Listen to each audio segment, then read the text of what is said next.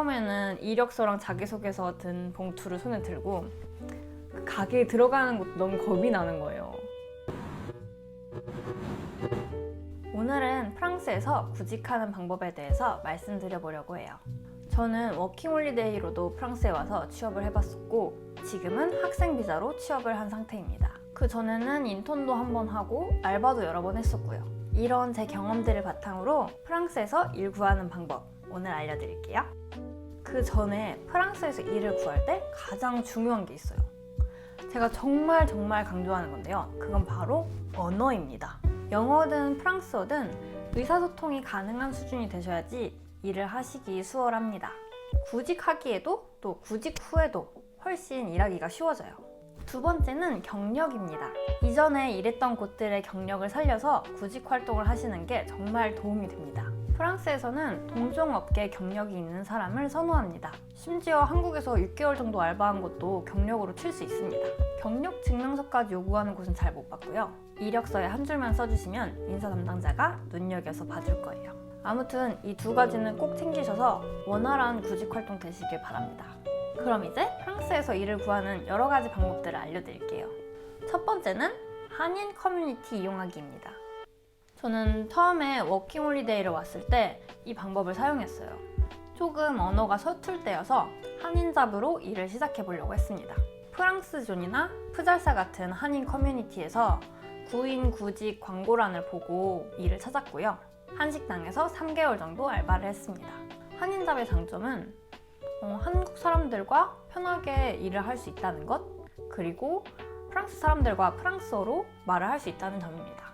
직원들 사이에서도 프랑스어 실력이 천차만별입니다. 분명히 본인보다 프랑스어를 잘하는 사람이 있을 거예요. 그래서 그 사람이 하는 말을 잘 듣고 기억을 했다가 다음에 프랑스 손님이 물어볼 때 써먹기도 하고, 또 어떻게 설명해야 될지 잘 모르겠을 때는 그런 분들께 여쭤봐서 더 좋은 표현을 배워서 써먹기도 하고 그랬습니다.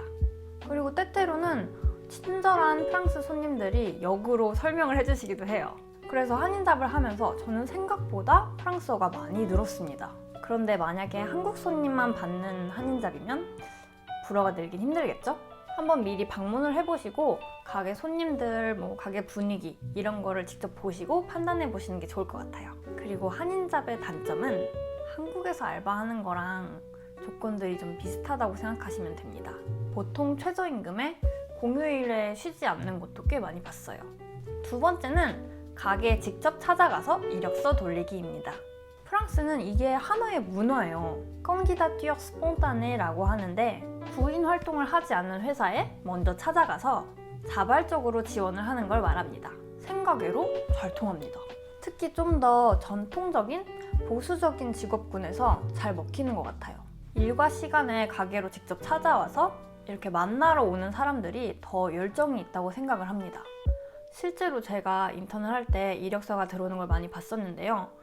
잘 읽지 않고 그냥 내버려두는 경우도 많고, 근데 또 반대로 면접을 보러 왔다고 하면 그냥 바로 면접을 봐주고 이렇게 되더라고요. 저도 가게 열리기 전부터 셰프를 기다려서 결국 셰프랑 면접을 보고 바로 인턴을 시작했습니다. 이럴 때는 보통 이력서와 자기소개서, 레트르 드 모티바시옹을 가져갑니다. 저는 이 이외에도 제가 만든 제거 사진들을 이렇게 작은 포트폴리오로 만들어서 같이 보여줬었어요. 근데 이 포트폴리오도 또 좋게 봐주더라고요. 또 이제 직접 갈 수 없는 그런 곳들이 몇 군데 있거든요. 보통 호텔 같은 곳은 입구에서 막힙니다. 이런 곳은 셰프의 이름 앞으로 편지를 보내기도 해요. 이때 꿀팁은 바로 손으로 쓴 편지입니다. 손글씨 자기소개서로 저의 열정을 보여주는 거죠. 농담이라고 생각하시는 분들도 계시겠지만 진짜 이게 먹힙니다. 보통 호텔은 인터넷 홈페이지에 까르이에르 란이 따로 있습니다. 여기에서 인터넷으로 파일을 넣어서 지원을 하는데 이렇게 하고 또 셰프 이름 앞으로 손편지를 써서 보냈어요. 그리고 바로 면접을 따냈습니다. 그런데 손편지는 정말 예쁘게 쓰셔야 합니다. 저는 이렇게 밑에 자를 대고 썼는데 그래도 계속 틀려서 한 10번인가를 썼던 것 같아요. 또 한 번은 오르세 박물관 옆에 빵집에 알바를 지원을 했었는데요. 그때도 이력서랑 자기소개서를 들고 가서 점원한테 저 candidature spontané 하러 왔어요. 매니저랑 얘기할 수 있을까요? 라고 물어봐서 바로 매니저님이랑 면접을 보고 그 다음날은 본 사람 면접을 보고 그 다음날은 출근을 했습니다. 이 빵집은 제가 지원을 하기 전부터 생각을 많이 하고 고른 곳이었어요. 오르세 박물관 옆이어서 외국인 관광객들이 굉장히 많았고요. 한국인 분들도 많이 오셨습니다. 영어랑 한국어, 프랑스어로 서비스를 할 수 있다는 점을 강조해서 좋은 인상을 줬었습니다. 그리고 한국에서 빵집에서 1년 동안 알바했었던 걸 경력으로 쳐주셔서 그 점 또한 좋게 봤던 것 같습니다. 처음에는 이력서랑 자기소개서 든 봉투를 손에 들고 그 가게에 들어가는 것도 너무 겁이 나는 거예요. 긴장해서 막 손에 땀이 나고 들어가서 무슨 말을 해야 하나 걱정도 많이 하고 그랬어요. 그런데 몇 번 하다 보니까 프랑스인들한테 이게 굉장히 익숙한 일인 것 같다는 느낌이 들더라고요. 그런 인상을 받으니까 저도 뭐 그냥 안 되면 말지 뭐 다른 데 또 지원하면 되는데 이런 생각을 갖고 지원을 할 수 있었습니다.